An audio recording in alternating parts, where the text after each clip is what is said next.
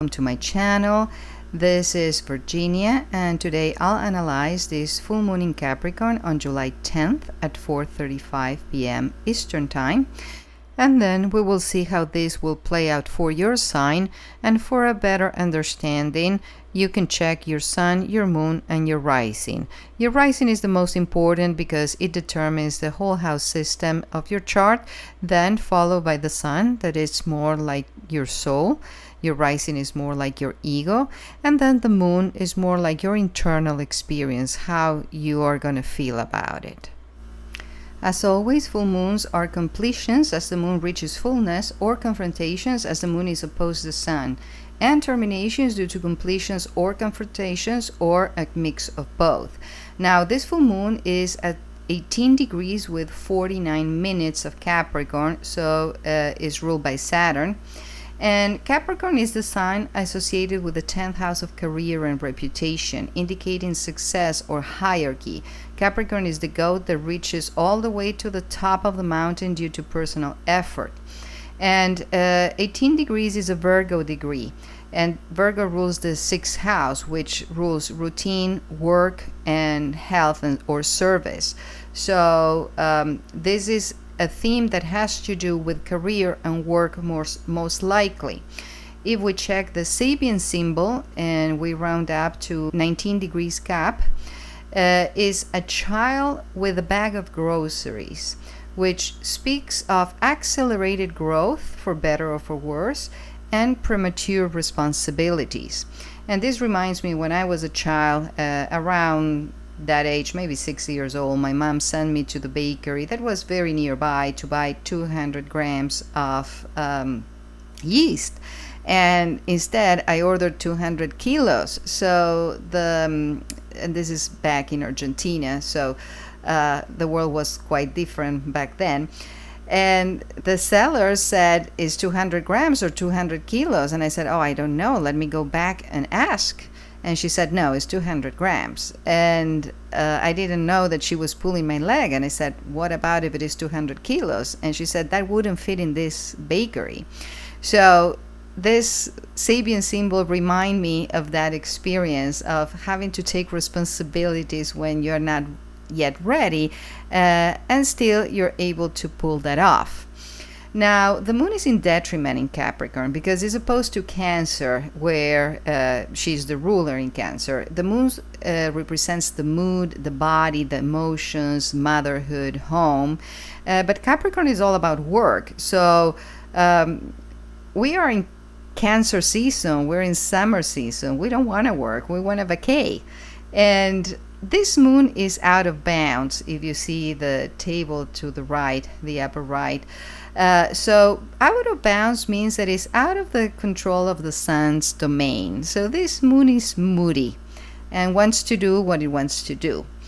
And Saturn, ruler of Capricorn and therefore of this moon, the so-called great malefic, though in astrology malefics and benefics don't necessarily mean good or bad, but rather easy or challenging energy, is associated with authority, with patriarchy, with establishment, with rules and regulations, is the planet of governments too. Saturn is the planet of the big lessons in life. I like to call it the great teacher. And what does the teacher do? It grades you, it tests you, either compensates you or otherwise, for better or for worse. Saturn is dense and constrict and is about limits and boundaries, so is the ruler of matter. But Saturn is in Aries, and Saturn is at fall in Aries, because it's opposite Libra, where it's exalted, because Libra gets the scales of justice, and Saturn is the archetype of a judge. But in Aries, the kinetic cardinal fire sign of war, Saturn becomes the general. And Saturn much rather be in the court than in a battlefield, like our politicians, for example. So both the full moon and her ruler are afflicted. And you can see that in the score on the tables on the lower right, which gives an overall negative. Now, this for the collective is more of a completion or a release of something related with career, higher goals and aspirations, or reputation. either due to completing a term, like a graduation, for example, or a change in an aspirations, like a career change, or retirement. That will allow you to pursue your hobby. And Saturn, in conjunction with Neptune, the planet of illusion and spirituality, but also disillusion and delusion, brings the question about if our dreams, Neptune, are realistic enough, Saturn, in order to let go of a career, maybe to favor a hobby. And because these two are in a grand sextile with the outer planets, there's a big conversation about how we need to transform and reinvent ourselves with Pluto, the planet of death, rebirth, and transformation in Aquarius, the sign of the collective, and how radical we want to be with Uranus, the planet of shock and upheaval, to make a sudden change that rocks the boat. And Uranus is at 0 degrees Gemini since its ingress on Monday.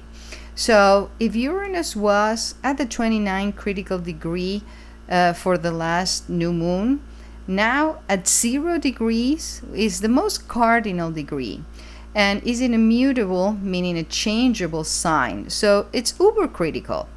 But because it's a slow-moving planet, is a 7-year transit through the sign, so we are not going to make this change overnight.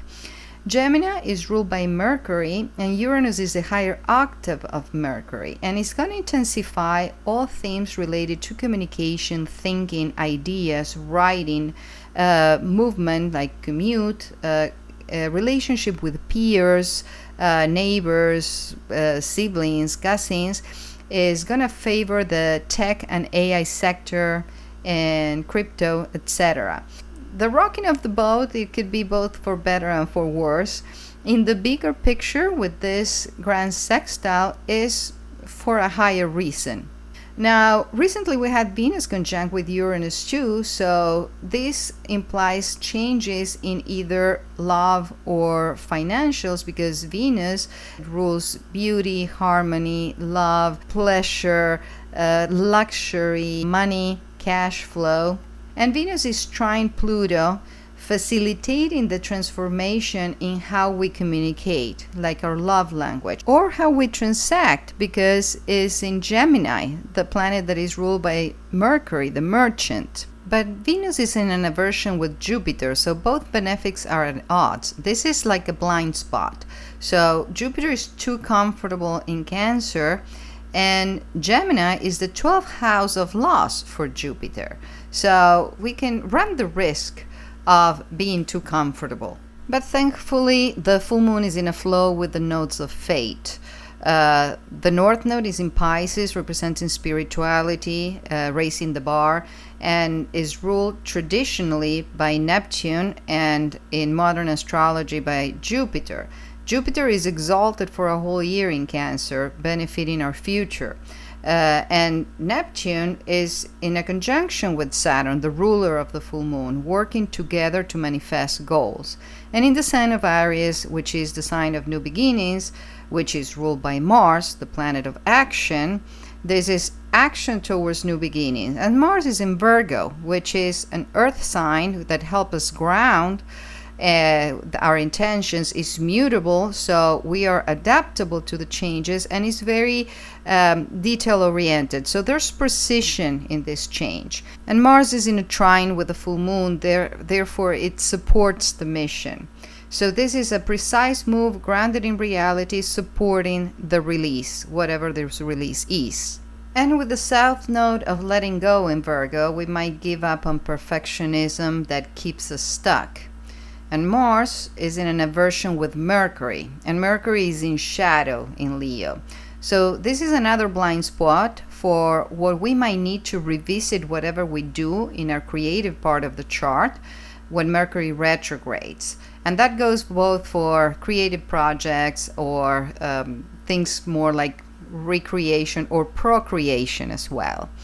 And at least there's a mutual reception here, because Mars is in Virgo and Mercury is in Leo, and Mercury much rather be in Virgo, and Mars loves being in Leo. So they're working together, even though it seems like they're not even speaking the same language. They're trying to communicate somehow.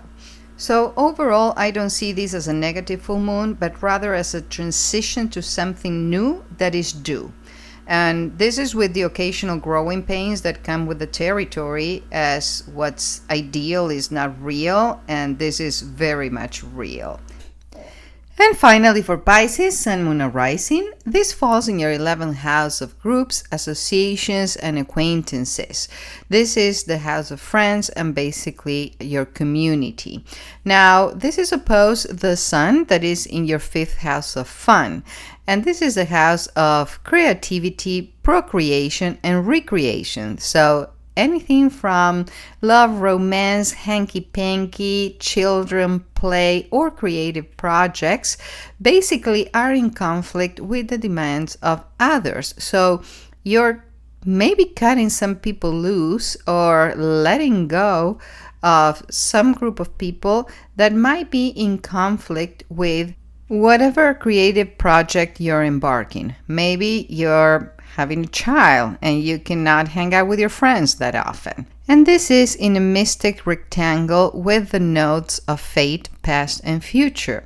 The North Node is in your 1st house of self, so you're putting yourself first, and this is all about you, your persona, your identity, your ego, and even the way you look in your body.